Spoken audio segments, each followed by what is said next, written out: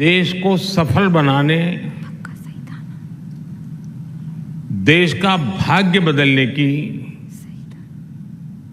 सर्वाधिक जिसमें ताकत है वो शिक्षा है। आज 21वीं सदी का भारत जिन लक्ष्यों को लेकर आगे बढ़ रहा है उसमें हमारी शिक्षा व्यवस्था का भी बहुत ज्यादा महत्व है। आप सभी इस व्यवस्था के प्रतिनिधि हैं, ध्वजवाहक हैं। इसलिए अखिल भारतीय शिक्षा समागम का हिस्सा बनना मेरे लिए भी अत्यंत महत्वपूर्ण अवसर है।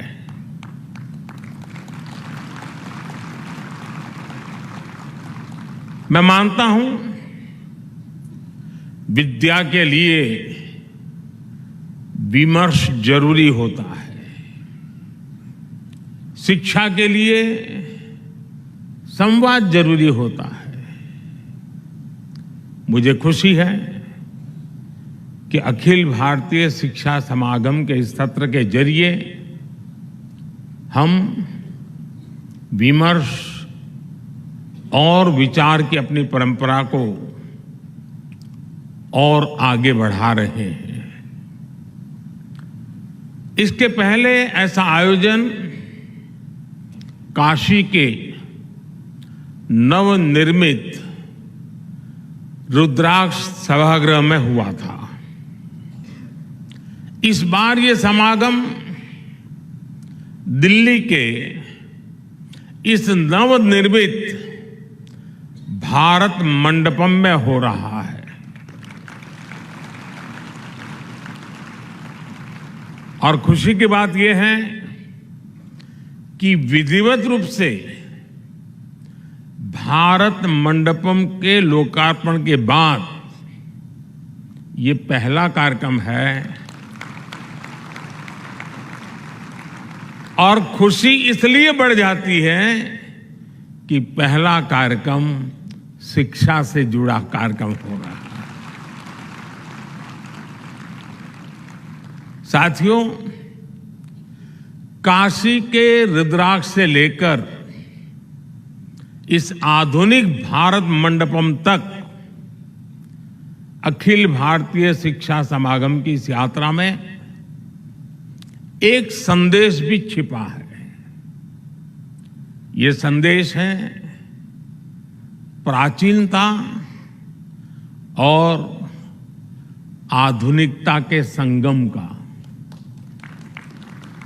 यानी एक और हमारी शिक्षा व्यवस्था भारत की प्राचीन परंपराओं को सहज रही है,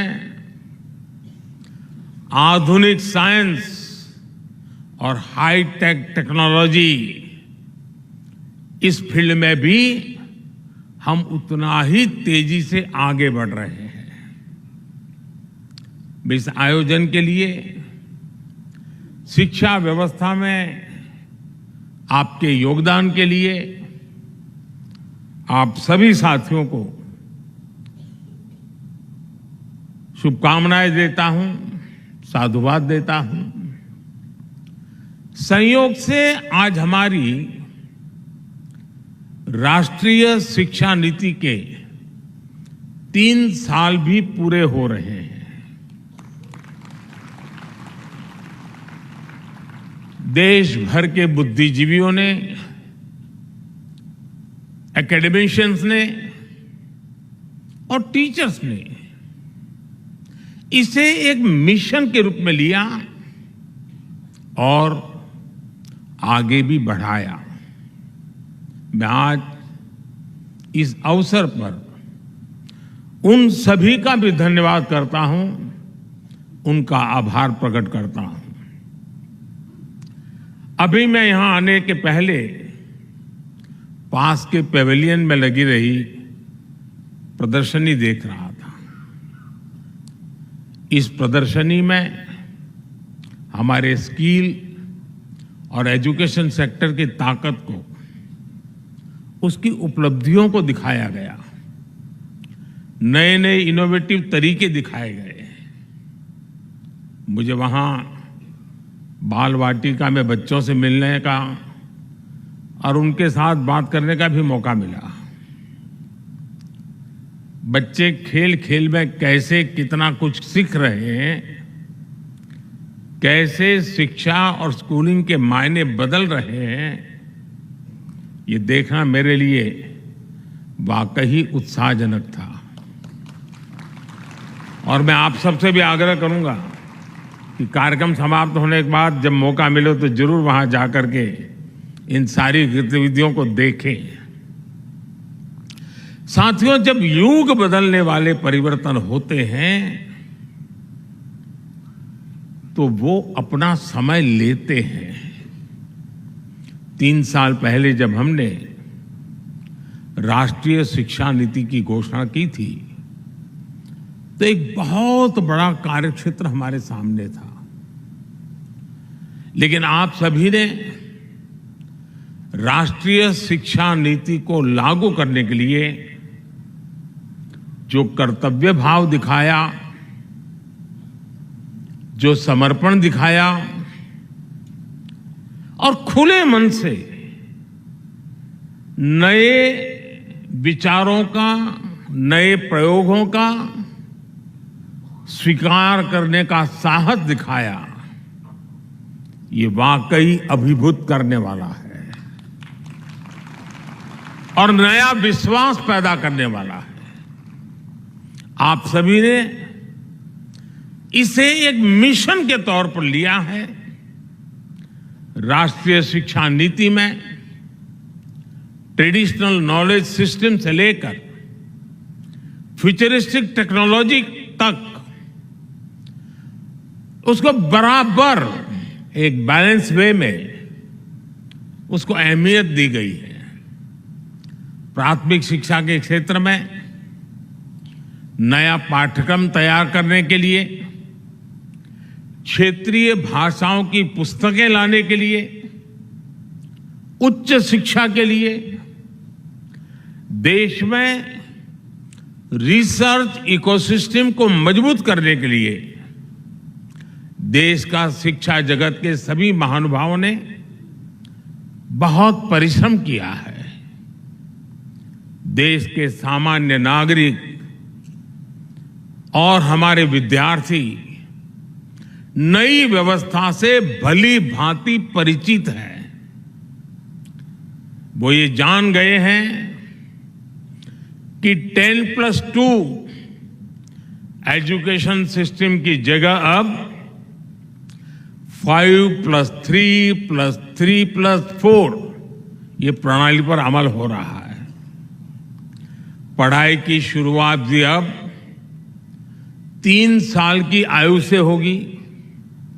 इससे पूरे देश में एकरूपता आएगी। हाल ही में संसद में नेशनल रिसर्च फाउंडेशन बिल पेश करने के लिए कैबिनेट ने अपनी मंजूरी दे दी है। राष्ट्रीय शिक्षा नीति के तहत नेशनल करिकुलम फ्रेमवर्क भी जल्द ही लागू हो रहा है। मुझे बताया गया है कि फाउंडेशन स्टेज यानी 3 से 8 साल के बच्चों के लिए फ्रेमवर्क तैयार भी हो गया है। बाकी के लिए करिकुलम बहुत जल्द ही हो जाएगा। स्वाभाविक तौर पर अब पूरे देश में सीबीएसई स्कूलों में एक तरह का पाठ्यक्रम होगा। इसके लिए एनसीईआरटी नई पाठ्यपुस्तकें तैयार कर रही है। तीसरी से 12वीं कक्षाओं तक लगभग 130 विषयों की नई किताबें आ रही हैं और मुझे खुशी है कि क्योंकि अब शिक्षा क्षेत्रीय भाषाओं में भी दी जानी है। इसलिए ये पुस्तकें 22 भारतीय भाषाओं में होगी। साथियों, युवाओं को उनकी प्रतिभा की जगह उनकी भाषा के आधार पर जज किया जाना उनके साथ सबसे बड़ा अन्याय है। मातृभाषा में पढ़ाई होने से भारत के युवा टैलेंट के साथ अब असली न्याय की शुरुआत होने जा रही है और ये सामाजिक न्याय का भी अहम कदम है। दुनिया में सैकड़ों अलग अलग भाषाएं हैं। हर भाषा की अपनी अहमियत है। दुनिया के ज्यादातर विकसित देशों ने अपनी भाषा की बदौलत बढ़त हासिल की है। अगर हम केवल यूरोप को ही देखें तो वहां ज्यादातर देश अपनी अपनी नेटिव भाषा का ही इस्तेमाल करते हैं। लेकिन हमारे यहां इतनी सारी समृद्ध भाषाएं होने के बावजूद हमने अपनी भाषाओं को पिछड़ेपन के तौर पर पेश किया।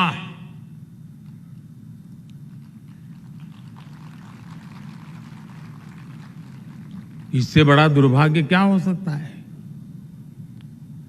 कोई कितना भी इनोवेटिव माइंड क्यों ना हो, अगर वो अंग्रेजी नहीं बोल सकता था तो उसकी प्रतिभा को जल्दी स्वीकार नहीं किया जाता था।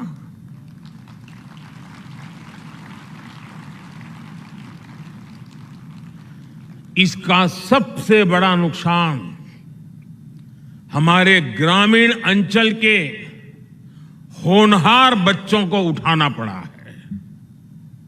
आज आजादी के अमृत काल में नेशनल एजुकेशन पॉलिसी के जरिए देश ने इस हीन भावना को भी पीछे छोड़ने की शुरुआत की है।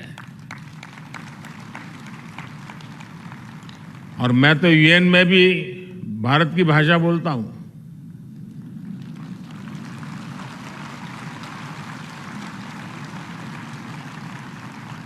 सुनने वाले को ताली बजाने में देर लगेगी लगेगी।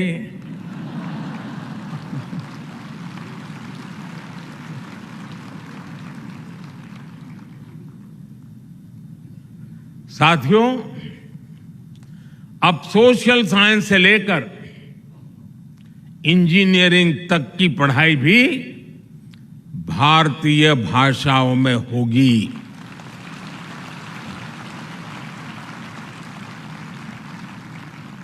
युवाओं के पास भाषा का आत्मविश्वास होगा तो उनका हुनर, उनकी प्रतिभा भी खुलकर के सामने आएगी।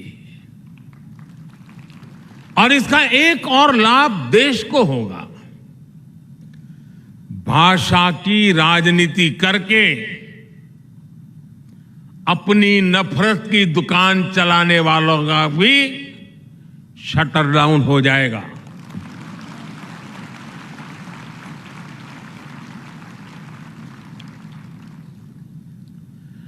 नेशनल एजुकेशन पॉलिसी से देश की हर भाषा को सम्मान मिलेगा, बढ़ावा मिलेगा। साथियों, आजादी के अमृत महोत्सव में आने वाले 25 साल बहुत ही महत्वपूर्ण है। इन 25 सालों में हमें ऊर्जा से भरी एक युवा पीढ़ी का निर्माण करना है। एक ऐसी पीढ़ी जो गुलामी की मानसिकता से मुक्त हो, एक ऐसी पीढ़ी जो नए नए इनोवेशंस के लिए लालायित हो, एक ऐसी पीढ़ी जो साइंस से लेकर स्पोर्ट्स तक हर क्षेत्र में भारत का नाम रोशन करे, भारत का नाम आगे बढ़ाए।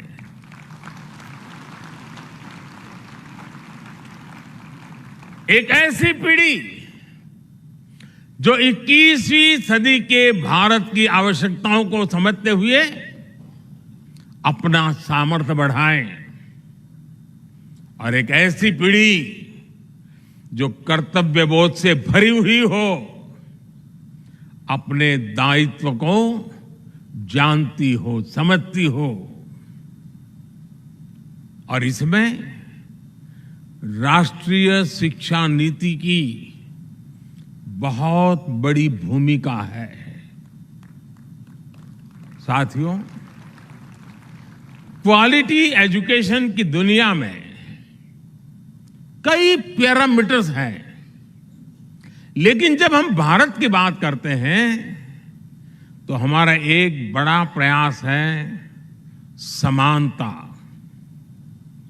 राष्ट्रीय शिक्षा नीति की प्राथमिकता है भारत के हर युवा को समान शिक्षा मिले, शिक्षा के समान अवसर मिले। जब हम समान शिक्षा और समान अवसरों की बात करते हैं तो ये जिम्मेदारी केवल स्कूल खोल देने मात्र से पूरी नहीं हो जाती। समान शिक्षा का मतलब है शिक्षा के साथ साथ संसाधनों तक समानता पहुंचनी चाहिए। समान शिक्षा का मतलब है हर बच्चे की समझ और चॉइस के हिसाब से उसे विकल्पों का मिलना। समान शिक्षा का मतलब है स्थान, वर्ग, क्षेत्र के कारण बच्चे शिक्षा से वंचित न रहे। इसलिए नेशनल एजुकेशन पॉलिसी का विजन ये है, देश का प्रयास ये है कि गांव, शहर, अमीर, गरीब, हर वर्ग में युवाओं को एक जैसा अवसर मिले। आप देखिए, पहले कितने ही बच्चे केवल इसलिए नहीं पढ़ पाते थे क्योंकि सुदूर क्षेत्रों में अच्छे स्कूल नहीं होते थे। लेकिन आज देश भर में हजारों स्कूलों को पीएम श्री स्कूल के तौर पर अपग्रेड किया जा रहा है। 5G के इस युग में ये आधुनिक हाईटेक स्कूल भारत के विद्यार्थियों को आधुनिक शिक्षा का माध्यम बनेंगे। आज आदिवासी इलाकों में एकलव्य आदिवासी स्कूल भी खोले जा रहे हैं। आज गांव-गांव इंटरनेट की सुविधा उपलब्ध है। दीक्षा, स्वयं और स्वयं प्रभा जैसे माध्यमों से दूर दराज के बच्चे पढ़ाई कर रहे हैं। अच्छे से अच्छी किताबें, क्रिएटिव लर्निंग टेक्निक्स हो, आज डिजिटल टेक्नोलॉजी के जरिए गांव-गांव ये नए विचार, नई व्यवस्था, नए अवसर उपलब्ध हो रहे हैं। यानी भारत में पढ़ाई के लिए जरूरी संसाधनों का गैप भी तेजी से खत्म हो रहा है। साथियों, आप जानते हैं नेशनल एजुकेशन पॉलिसी की एक बड़ी प्राथमिकता ये भी है कि शिक्षा केवल किताबों तक सीमित न रहे, बल्कि प्रैक्टिकल लर्निंग इसका हिस्सा बने। इसके लिए वोकेशनल एजुकेशन को जनरल एजुकेशन के साथ इंटीग्रेट करने का काम भी हो रहा है। इसका सबसे बड़ा लाभ कमजोर, पिछड़े और ग्रामीण परिवेश के बच्चों को ज्यादा होगा।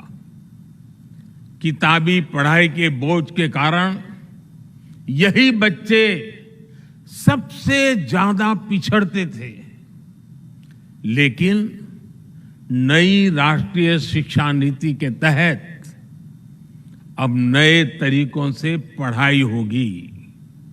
ये पढ़ाई इंटरैक्टिव भी होगी, साथ साथ इंटरेस्टिंग भी होगी।